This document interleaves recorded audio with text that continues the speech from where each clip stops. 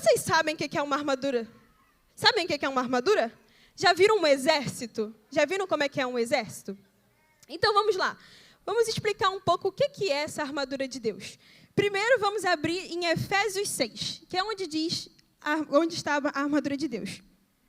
Efésios 6:10. E esse versículo é um versículo-chave. Vocês têm que prestar bastante atenção nesse versículo. Diz: finalmente, fortalecei-vos no Senhor e na força do seu poder. Amém. Olha, uma dúvida. Finalmente, fortalecei-vos no Senhor e na força do seu poder? Como é que eu me fortaleço no Senhor? Como é que é possível me fortalecer na força do Senhor e na força do seu poder? É muito difícil, mas tem uma coisa. Usando a armadura de Deus, nós conseguimos nos fortalecer no Senhor e na força do seu poder.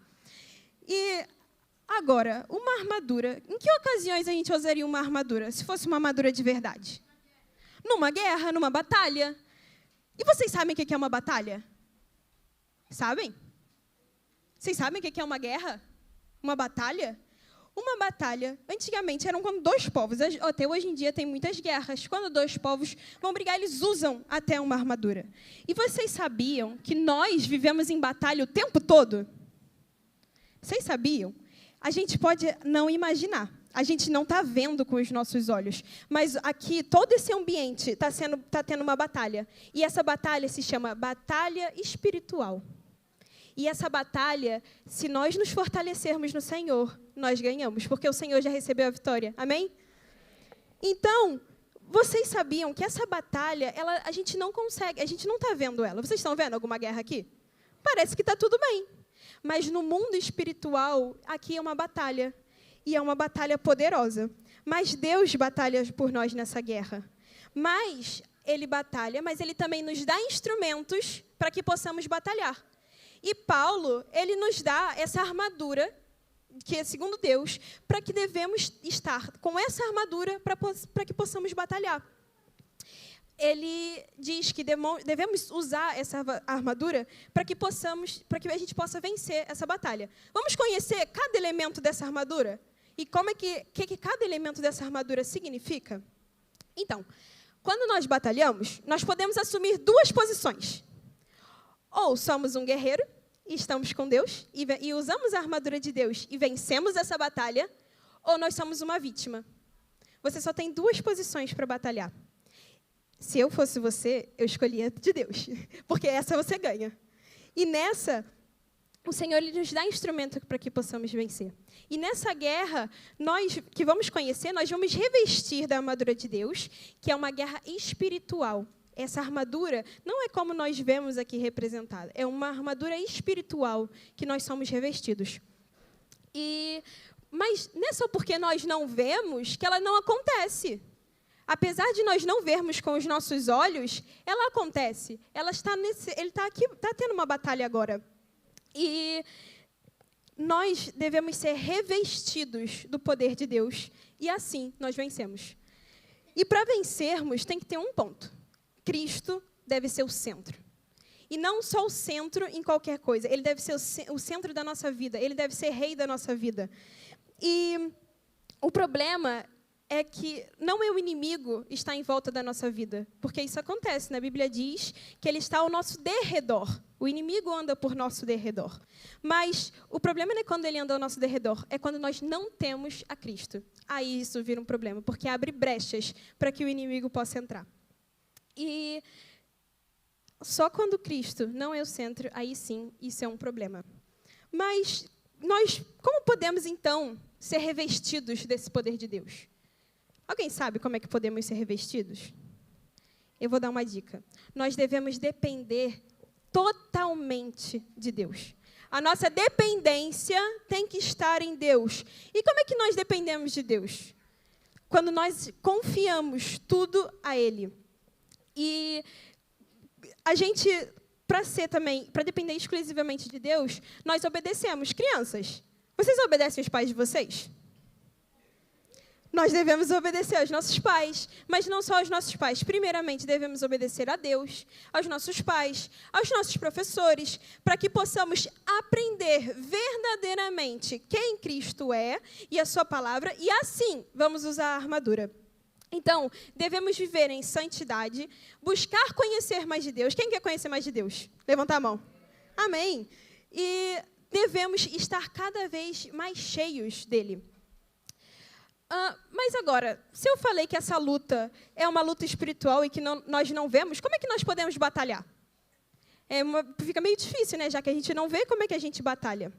Na Bíblia, em Efésios 6 ainda, e no 12 a 13, diz: pois não é contra pessoas de carne e sangue que temos que lutar, mas sim contra principados e poderios, contra príncipes desse mundo das trevas, contra os exércitos espirituais da maldade nas regiões celestiais.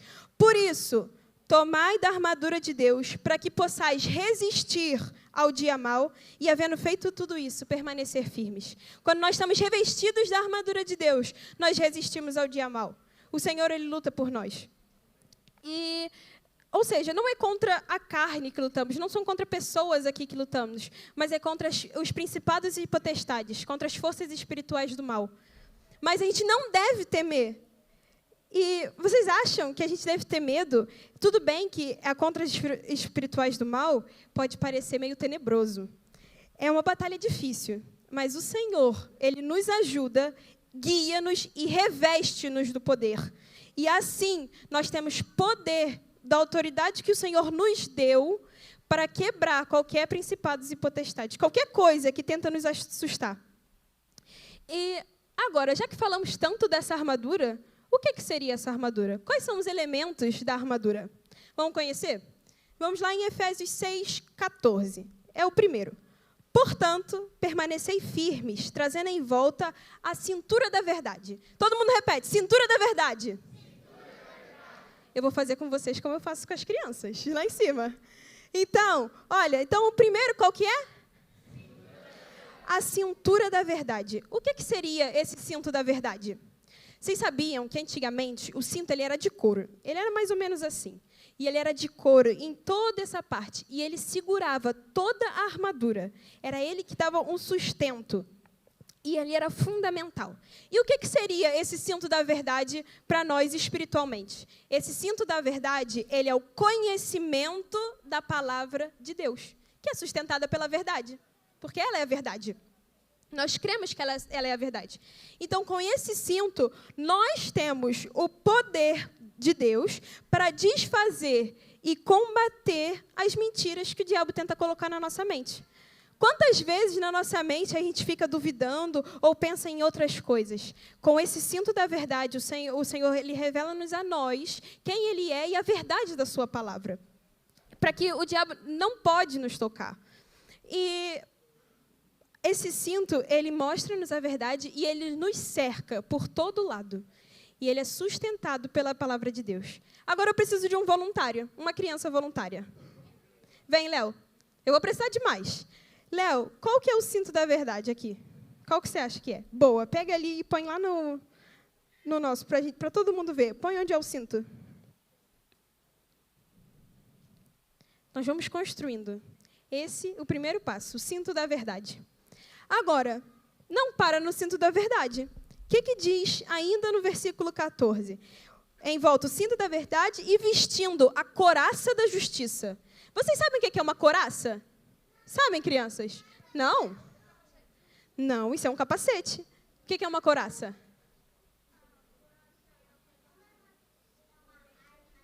Boa! Olha o que o Henrique disse. A couraça é aquela que colocamos no tronco. Exatamente. E ela cobre o quê? O que ela cobre aqui no tronco? O nosso coração. Ela cobre o nosso coração. E a couraça é aquela parte que vai desde aqui do peito, aqui de cima, ela vem até a cintura. E a couraça, esse símbolo, então, ele significa o quê? Alguém sabe? Couraça, qual é o nome? Couraça da? Justiça. Então, ele é o quê? Ele significa a justiça de Deus. E que ela é dada a nós. O Senhor nos concede. E nós não devemos acreditar nas mentiras do diabo, de que não podemos, que somos insuficientes, que nós não fomos justificados, porque nós fomos justificados pelo sangue de Jesus. Ou seja, nós fomos tornados justos. Jesus morreu na cruz e fomos tornados justos. E o inimigo, ele não pode nos atingir. Ele não pode. Nós estamos cobertos com o sangue de Jesus. Nós fomos declarados justos diante de Deus. Jesus, ele morreu na cruz e fomos declarados justos. Então, o diabo, ele não pode colocar coisas na sua cabeça. Não acredite nas mentiras do diabo que você não pode, que você é insuficiente, porque nós fomos declarados justos diante de Deus. Então, mais um voluntário. Vem, Laurinha. Qual que é a couraça? Boa. Então, põe lá a couraça no lugar. Boa. A couraça, já temos 2. Qual foi o primeiro? E o segundo? Boa. E agora, no versículo 15, o que fala? Diz, calçando os pés com a disposição para o evangelho da paz. Calçando os pés com a disposição para o evangelho da paz. O que significaria isso? As sandálias, antigamente, elas tinham pregos. Ela era de couro e ela tinha pregos no fundo. Pregos aqui, olha, na sola. Tinha muitos pregos. Vocês sabem para que isso significava? Era para o soldado conseguir ficar firme no chão e para dar sustentabilidade para ele. E eles davam essa estabilidade. Assim, essa sandália, que é dada a nós espiritualmente, ela evita que escorreguemos e caiamos em brigas desnecessárias. Quando nós estamos firmes na rocha, que é Cristo, essa sandália, que nós estamos revestidos do poder de Deus e da força do seu poder, e com a sandália, ela evita que caiamos em tentações do diabo e em brigas desnecessárias. Essas sandálias, elas devem ser calçadas para anunciarmos com coragem o Evangelho de Jesus. E o que o Evangelho de Jesus produz? Paz, amor, justiça. Então, nós devemos calçar essas sandálias, porque é calçando os pés com a disposição do Evangelho da paz. É porque Deus nos sustenta e porque nós temos para irmos com coragem anunciar o Evangelho. Paulo estava preso, ficou muito tempo preso, e mesmo assim, ele se alegrava no Senhor e na força do seu poder. E é isso que nós também devemos fazer, nós devemos nos alegrar no Senhor e na força do seu poder, e anunciar com coragem o Evangelho de Deus. Agora, mais um voluntário? Vem, Henrique. Tem mais, já vai. Quais são as sandálias? Boa. Põe lá as sandálias. Isso.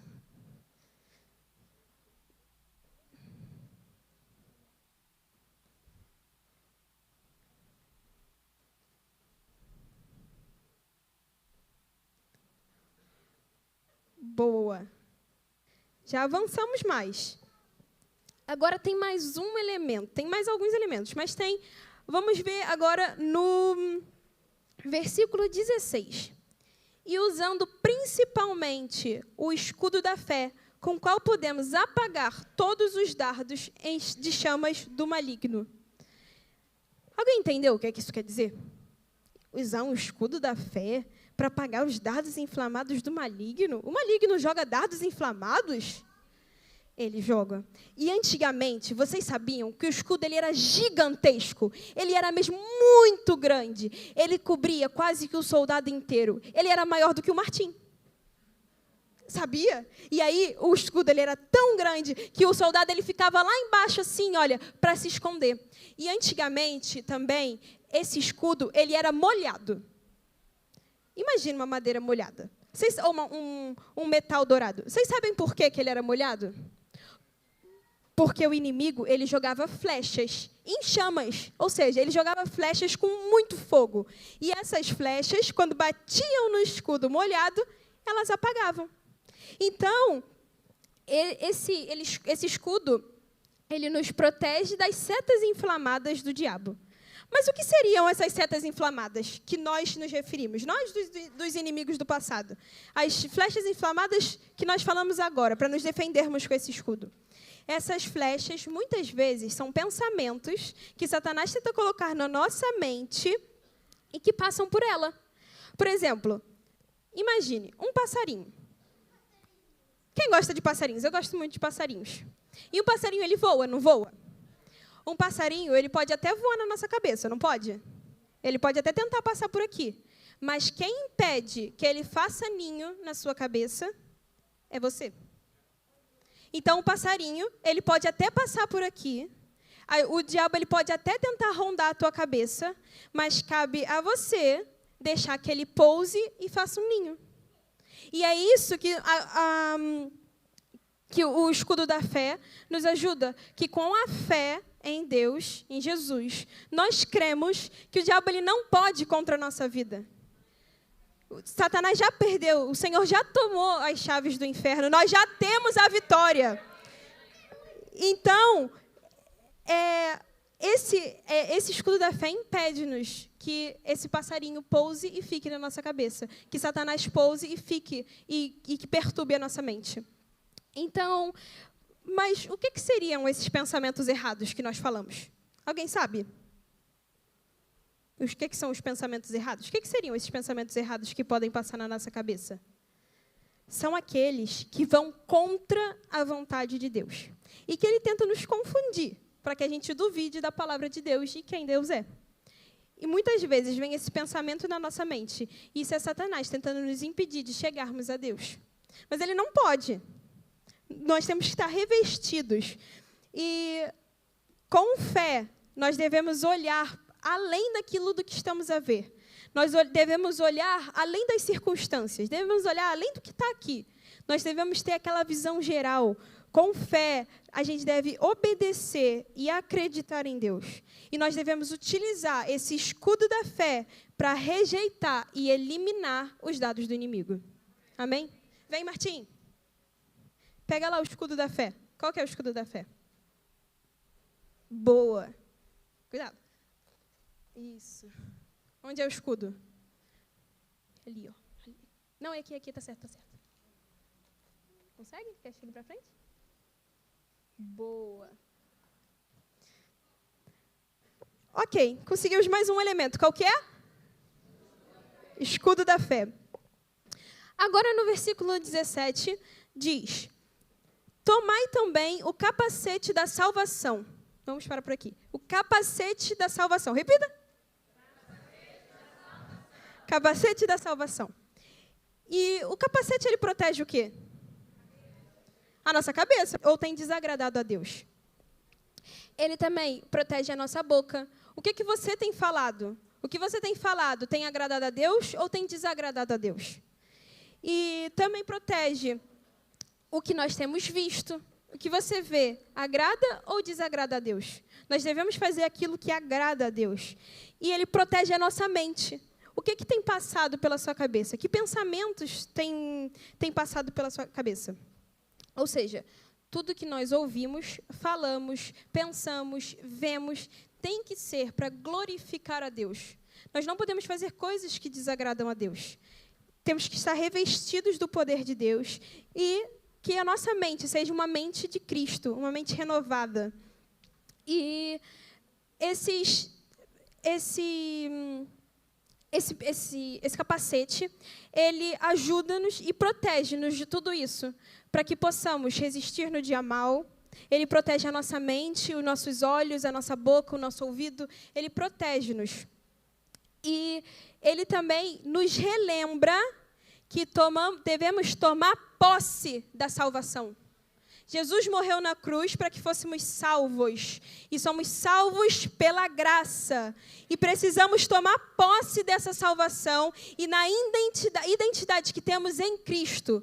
Nós temos uma identidade em Cristo. Nós não estamos mais no reino das trevas, mas somos filhos, somos escolhidos, somos herdeiros, somos amados, somos templo do Espírito Santo. O Senhor, ele nos libertou do império das trevas e nos transportou para o reino do Filho da sua luz. E nós temos que tomar posse dessa salvação. Nós não podemos ficar achando que não consigo, que eu não posso. Não, o Senhor, ele já te justificou. O Senhor, ele te amou. O Senhor, ele te escolheu. Você é herdeiro de Deus, co-herdeiro com Cristo. E nós somos amados. E você não pode esquecer disso. Nós somos filhos de Deus. E devemos viver com fé e com a certeza da salvação que temos em Cristo. Nós devemos viver com fé e a salvação que nós temos em Cristo. E Jesus salva. Amém? E nada, nem ninguém pode nos separar desse amor. Não há qualquer principado, não há qualquer potestade, não há qualquer coisa que nos separa do amor de Deus. Vocês sabiam, crianças, que o amor de Deus, ele é tão grande, mas ele é tão grande que ele morreu na cruz para que você fosse salvo? Ele morreu na cruz para que você se tornasse filho de Deus. Você sabia que você é filho de Deus? Sabia? Nós somos filhos. Então, nada, nem ninguém nos separa desse amor. Amém? Temos aí, então, mais um voluntário. Sim, vem o Murilo. Pega lá o capacete, Murilo. Olha, deixa ele te ajudar. Calma, olha, ajuda um amigo, pode ser? Boa. Vai lá, Murilo, com ele, porque eu acho que é um pouco alto. Ele vai precisar da sua ajuda. Consegue? Boa. O capacete. Então, temos o capacete da salvação. Lembrem, tomem posse da salvação. Nós somos salvos pela graça. Amém? Então, ainda no versículo 17, nós temos: tomai também o capacete da salvação e a espada do Espírito. A espada do Espírito. Repitam. A espada do Espírito, que é a palavra de Deus. A espada, antigamente, ela era a principal arma de defesa e ataque. Você tanto podia se defender com ela, quanto você podia atacar com ela. E ela era a mais eficaz de todas, antigamente.